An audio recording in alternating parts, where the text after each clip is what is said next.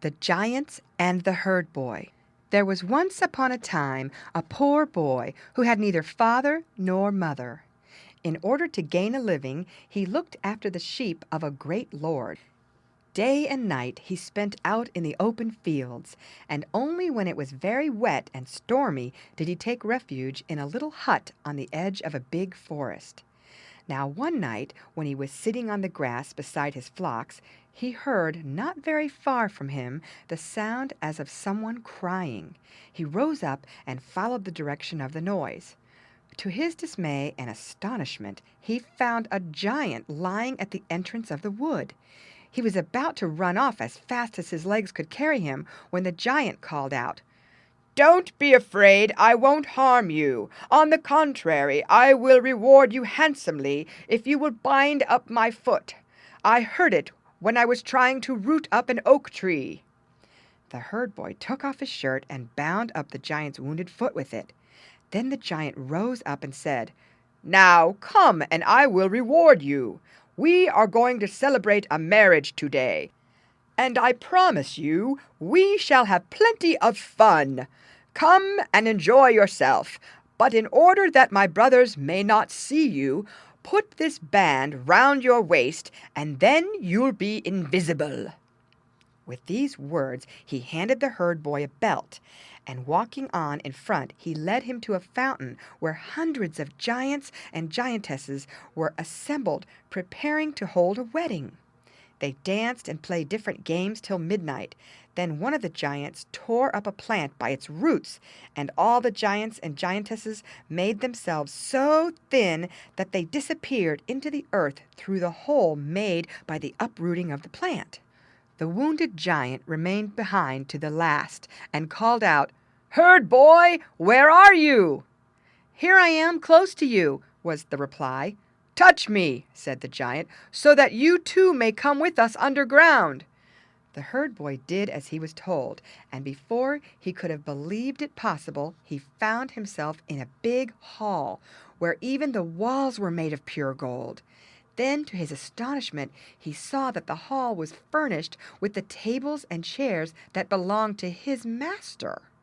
In a few minutes the company began to eat and drink.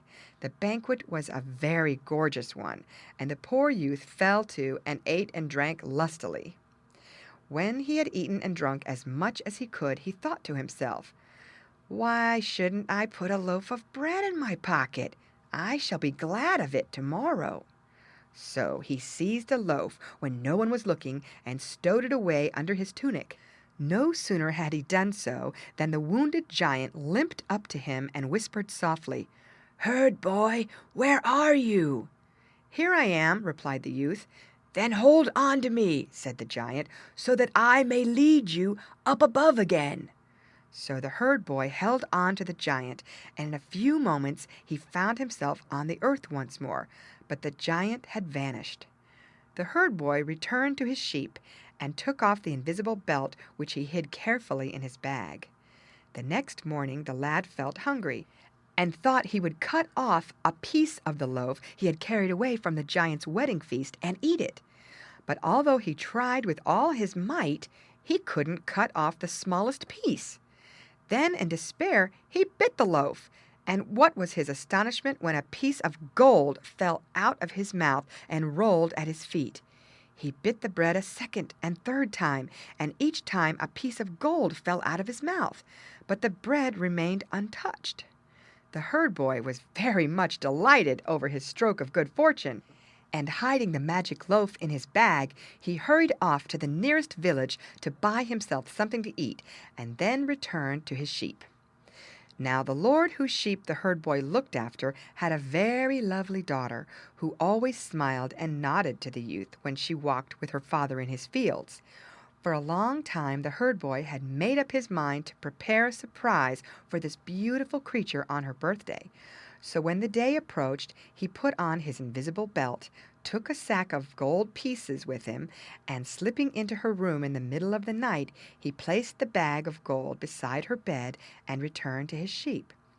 The girl's joy was great, and so was her parents' next day when they found the sack full of gold pieces. The herd boy was so pleased to think what pleasure he had given that the next night he placed another bag of gold beside the girl's bed.